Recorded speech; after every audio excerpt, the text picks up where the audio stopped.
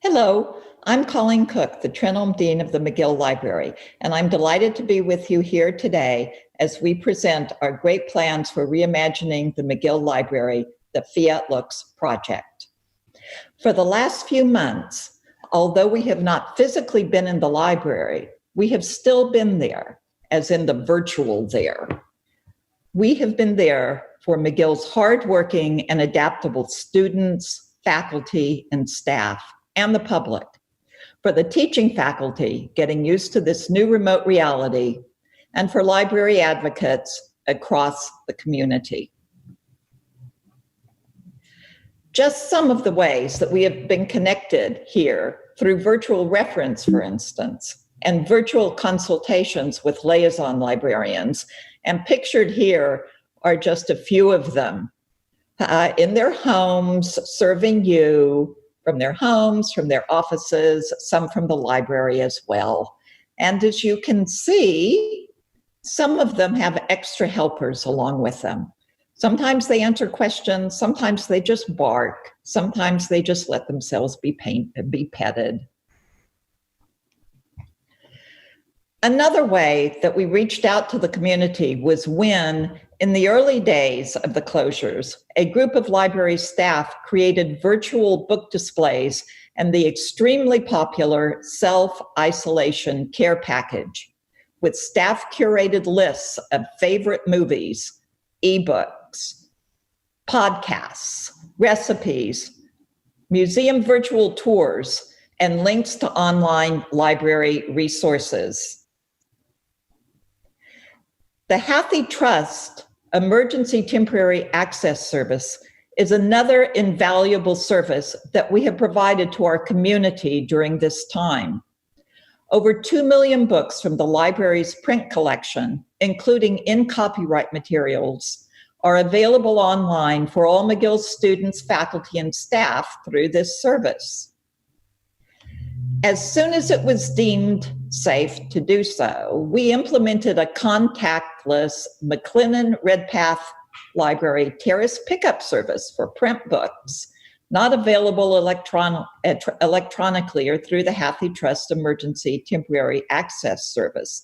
And here you can see our tent, and you can see the decals on the terrace to make sure that we honored all social distancing requirements. And McGill users can come request up to 10 items per week using a request form and pick them up in person on the McLennan Library Terrace. And you can see here a very happy customer. Pictured here is Anne-Marie Adams picking up her first loot at the first opportunity on the first day of our pickup service. People just picked up a bag that had their name on it, and they wore their masks, and they were really, really happy. In early August, a digitization service of rare and special collections was rolled out to members of our community to make not yet digitized items in our unique collections accessible for a new crop of students. The library's orientation webpage was also recently updated to reflect the current virtual reality. Information is provided on virtual reference services, virtual workshops, accessing databases from off-campus, and much, much more. The library's health and wellness page was also updated with a wide range of online offerings, including coloring pages from our collections, ebook staff picks, a consumer health guide, streaming video and audio services, and more.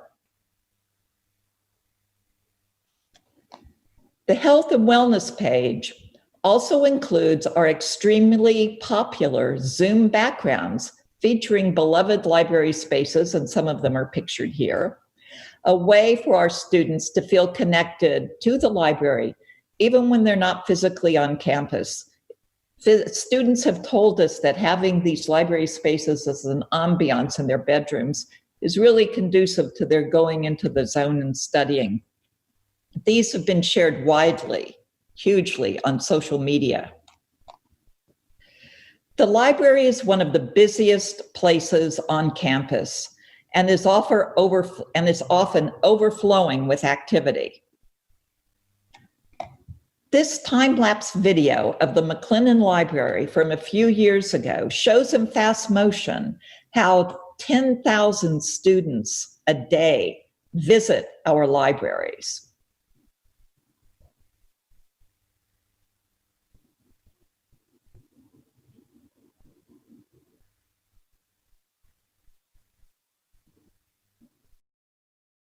You can certainly tell that that library is incredibly busy, and that was in the winter, as you can see, with boots and coats. These are just some examples of student improvised seating spaces during our busiest times.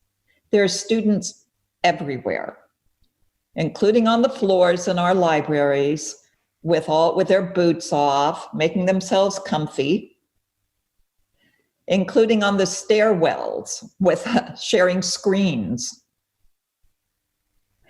And just to give an explanation of exactly how busy our library is, not only with people coming into the library all the time, but just in terms of the transactions. And what I'm just going to go through right now on this infographic, these are statistics from the COVID time. So this is what we're doing virtually. This isn't even normal operations, because to this we would be adding in-person data as well. And so you can see that we have 831,000 page views and visits of our website. We've had, 27,000 open visits to our COVID-19 open resources page. I'm not going to go through all of these, but you can see that we've had 300,000 visits to our LibGuide pages, that we are continuing to carry on instruction sessions, 120 of them around since we've been gone, that we have loaded 2 million electronic books to our databases through access to HathiTrust, and that we have almost 4,800 users who search our databases every single day. All of these numbers, obviously, speak for themselves and how important the library is to the McGill community. In order to meet students where they are, and in order to assess exactly what they need, how, when, and where they want it, we've developed a project to move McGill's overcrowded library into the 21st century. You may have heard of the library's Fiat Lux building project to reimagine the McLennan-Redpath complex for the contemporary student. Take note that this rendering is a couple of years old, and this may not be exactly what the new library and renovated library will look like, but I wanted to give you an idea of some of the things that we're thinking of. At the heart of our process is trying to deliver what our users need, when they want it, how they want it, where they want it. And at the heart of the Fiat Lux process, in terms of the project, really is students who are at the heart of using library spaces for study. So what we did while we were planning was, at every stage of now an 8-year process, we have engaged with our users, particularly our students, to ask them what they want. We have not assumed that we knew. So a feasibility study was how we began, and it was generously funded by the Friends of the McGill Library, as well as over 6, 7, 8 years of consultations with users that have helped us to build a program of requirements for our project. The reimagined library will allow us to evolve our programming and services in dynamic ways that are captivating, surprising, and foster wonder, knowledge, and discovery. To help illustrate this direction, let's take a look at the library's welcome video, which was created as an introduction to library services, spaces, and collections.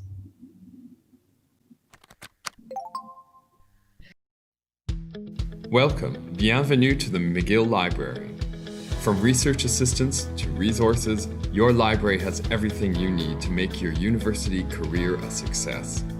Find your favorite study space in one of our branches or reading rooms, explore resources through the website, and get help in person and online.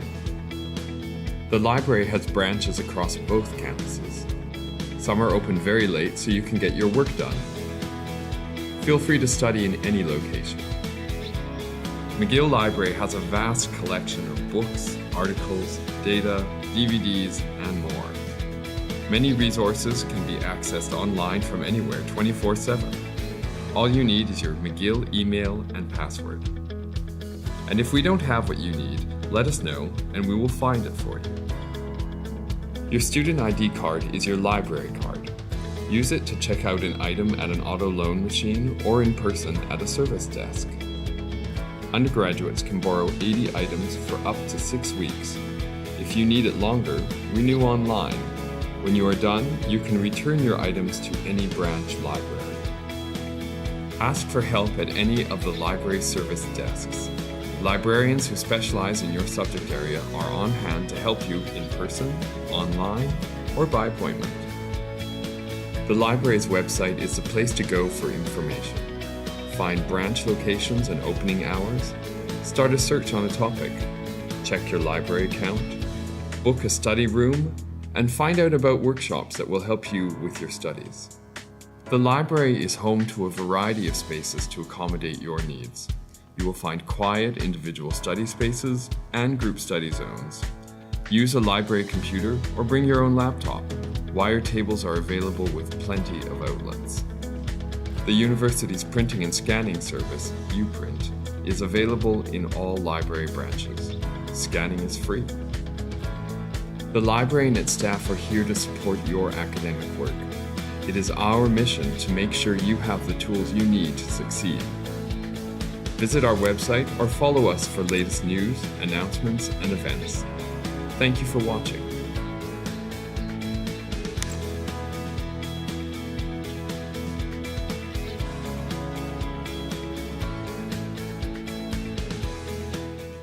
Hello, I'm Nathalie Cook. I'm Associate Dean of ROAR, which is a configuration of 4 different units in the library: Rare and Special Collections, the Oster Library of the History of Medicine, the Visual Arts Collection, and Archives and Records Management.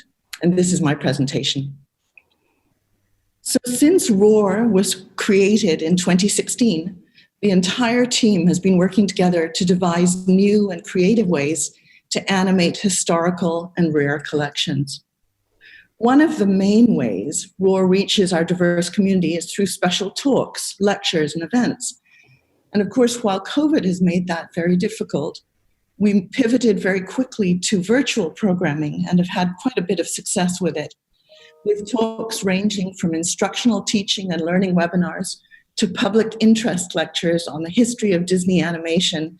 These talks continue to be a great facilitator for the exchange of ideas. While many of our events target a public audience, we also host thought leaders and scholars who can benefit from our collections and initiatives. Pictured here is our ROAR 2018 colloquium featuring international library leaders. Often, we pair our public outreach activities with exhibitions that highlight and feature particularly interesting objects and books in our collections. Exhibitions are a perfect way to help audiences visualize and experience live and in person the materials that scholars bring to life during their talks. While we've postponed many of our physical exhibitions as a result of COVID, we have developed robust digital exhibition spaces to allow users to engage with our materials from afar.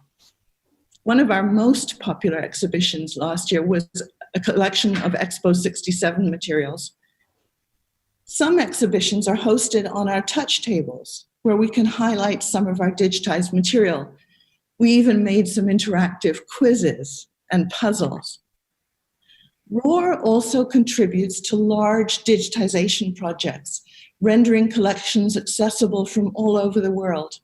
These include the digitization of a wide range of objects, including artworks, books, letters, and much more. We digitize these in our special digitization lab with its specialized equipment and a very talented director. A concert bringing to life a 15th century Italian chant manuscript, which has been digitized and made available for people to view the world over through the Internet Archive, also became an extremely popular collections engagement event. Visitors came and heard the chant manuscript brought to life. Professor Julie Cummings of the Schulich School of Music discussed the role of music in monastic life and how different kinds of chant enhanced the liturgy. Singers then performed extracts from manuscript 73 so that visitors could see and hear a choir book as it was meant to be used. The event was televised by the CBC. The event was covered widely in the media besides that and is now viewable anytime on our dedicated YouTube channel. In keeping with the library's ludic spirit, we leveraged our considerable digital resources to develop a game launched on the 27th of August to welcome students to our virtual campus. Guides are conjured from the ether to lead the players through a pastiche of social media, interactive maps, archival documents, digital time capsules, brainy videos, and spatial projections as they navigate the McGill campus and unravel its historical mysteries. COVID has been a time of great upheaval. So we produced this transmedia narrative puzzle to give them an opportunity to explore the university in a way that speaks to their generation, a ludic generation. It highlights McGill's rich collections, where libraries are, as always, stewards of the past. But it also leverages a wide range of technologies and new media in ways that speak to how libraries support innovation. On the day our game was launched, we hosted players from Canada, the US, as well as France, Hong Kong, the Netherlands, and Japan. To achieve this, we worked with the talented game developers Paul Darvasi, who's a McGill alum, and Elisa Navarro-Chinchilla from Mexico City. We also had an extensive library-based team devoted to creating the game since early June. It's been a wonderful experience to see our staff, who are talented archivists, graphic artists, programmers, and librarians, display some of their creativity. We uncovered and developed skills related to narrative design, storytelling, website building, and more. And it was indeed to be an excellent learning opportunity for students when it launched on the 27th. But it's also served as a wonderful skill and team building exercise for many of us in our professional library community. As an innovative project using open source emerging technologies, we were able to hone skills that will support freely available educational resources for years to come. We look forward to the opportunity to share our experience and best practices with other members of the McGill community. We'll be hosting a webinar to share our experience of game building and also to publicize the launch of the second game, which will be coming out in time for Halloween. Our objective was to speak to this moment of disruption. Disruption is actually central to the game narrative, where, in a controlled environment, players have to save the day and rid the virtual campus of an unknown and mysterious scourge. Now, as you'll remember, Colleen showed the library's welcome video earlier in this presentation. You will now see a version that was disrupted to introduce game clues and themes. Players will view and review this short clip, pausing to find clues, and at the same time learning more about the library and its services. All right, so I just got this link. So let's see what's in this video. Welcome, bienvenue to the library. From research assistants to research assistants, your library has everything you need. Find your favorite study space in one of our branches or reading rooms. Explore resources through the web, and get help in person and online. The library has branches across Europe. Some are open very late, so you can get your work done. Spooky. Feel free to study in any location. McGill Library has a vast collection of books, articles, DVDs, and more. Many resources online from anywhere. All you need is your McGill email and password. Librarians who specialize in your subject area are on hand to help you in person, online, or by phone. The library's website is the place to go for information. Find branch location and opening hours. Start a search on The library is home to a variety of schools. You'll find quiet studies and When I am no more here, where am I then? 43. The orientation game that we're designing for the library seeks to connect McGill University students who are currently learning at home with the university's campus and history. In order to do this, we're using a variety of platforms, anything from Google Street View to social media accounts to websites, and stringing them together in such a way to tell a cohesive narrative while simultaneously exposing them to the rich archival history that's stored in the university library system. The campus is being accessed from a variety of different ways, so students who do not have the opportunity to start the school year on campus will be able to experience campus life virtually through the platforms that we intend to include in the game. Collectively, what this experience delivers is a relevant way by using internet-based tools to connect the students to material and locations that are otherwise inaccessible. Okay. Well, here. What's the next one? Monitor mental organizer. Control your 32 mental faculties. This seems like micromanaging, honestly. That's a lot of different. There's a gate. There's a spooky looking person's face with some electricity. What's going on here?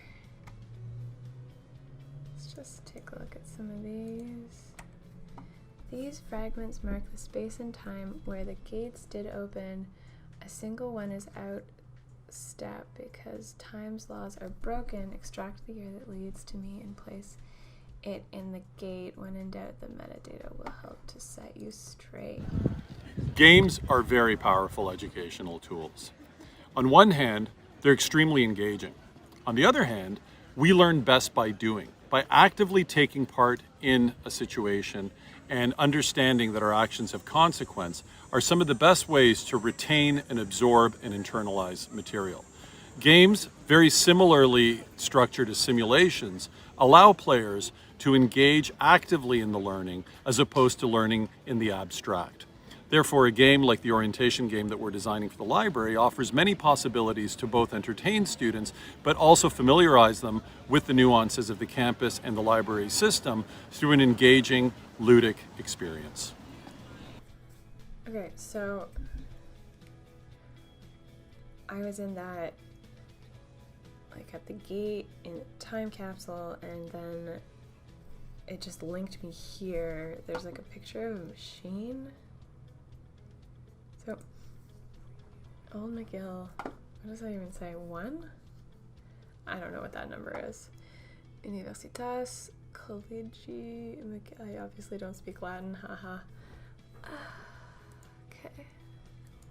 Human beings learn through play. We see this from earliest human life when children use play as a means to better understand the world around them. Games are only a designed form of play and retain many of its learning benefits. The game that we're designing for McGill Orientation is primarily to learn about the library system. However, when we put learning ahead of entertainment, we may fall into the chocolate-covered broccoli trap, which is when a game subsumes to the learning experience. In this case, we're trying to design a game that is primarily fun and engaging, but will also teach the student about the library system in a way that is meaningful and engaging. You'll find quiet studies Where am I then? Hopefully, this snippet left you wanting to know more, wanting to unlock the clues and crack the code. As you can see, the game seeks to disrupt expectations, to challenge perceptions, and to acquaint players with the history of McGill and Montreal at large. This library activity is self-directed and speaks to a generation very much used to learning through gameplay. The experience satisfies curiosity and provides exciting aha moments of resolution that one does not often get on a typical library tour. As you can see here, student Julia Trollio celebrates the resolution of a particularly tough puzzle in the game. Library tours are important to introduce students to the human faces of the library. This game really focuses on the resources and collections that we'd like students to know are at their fingertips, even if many are far away from the Montreal campus. This also allows students to visit historical spaces that may no longer exist, something that can't be done in an in-person library tour. The game's digital nature allows current students to see campus through the eyes of an incoming student from generations past. We were all so excited to be able to share some of our great old black and white archival photographs too. Now, the library's new and exciting book arts laboratory is another gateway to the past. And to introduce you to the Book Arts Laboratory, I'm inviting Assistant Head of Rare Books, Jennifer Garland, and Rare Books librarian Anne-Marie Holland, who have both been instrumental in launching this initiative, to talk a bit about it with me. So let me start by asking you a question, Jennifer. Can you tell us what the Book Arts Laboratory is and how it came about? So at the heart of the Book Arts Lab is the Colombian printing press. It's an iron hand press dating to 1821, believed to be the oldest of its kind in North America, and happily 200 years old, the same age as McGill University. Also in the lab, we have a small British proofing press called the Farley, which dates from the 1960s and is a bit more of our workhorse. But we're lucky to hold 2 additional presses that await restoration. Our Colombian was fully restored in 2019 and is now back in working order. And in the basement of the McLennan Library, we have 2 additional 19th century presses, the Stanhope Press, which dates to about 1813, and a Washington press manufactured by Hoe of New York around 1825. So it is our great hope, and we're lucky to have the support of our Dean Colleen Cook, that these additional presses can be restored and see the light of day as part of the Book Arts Lab. So Anne-Marie, let me ask you a question this time, and I see that you've moved to being in front of a different printing press as a backdrop. What kind of student programming have you put in place so far, and what are you planning for the future? Oh, that's a very good question. There are so many people interested in these presses.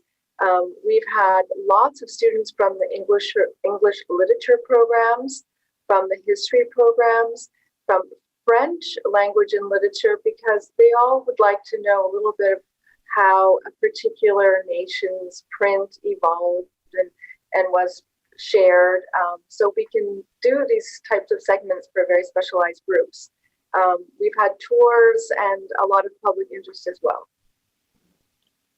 And Jennifer, what's been the reaction from students so far?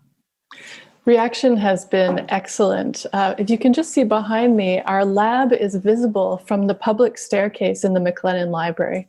And so it's a hive of activity inside that draws the attention of passerby. They stop, they point. We often call them in and they're able to participate. It's been really fun getting the attention of students in this book art space.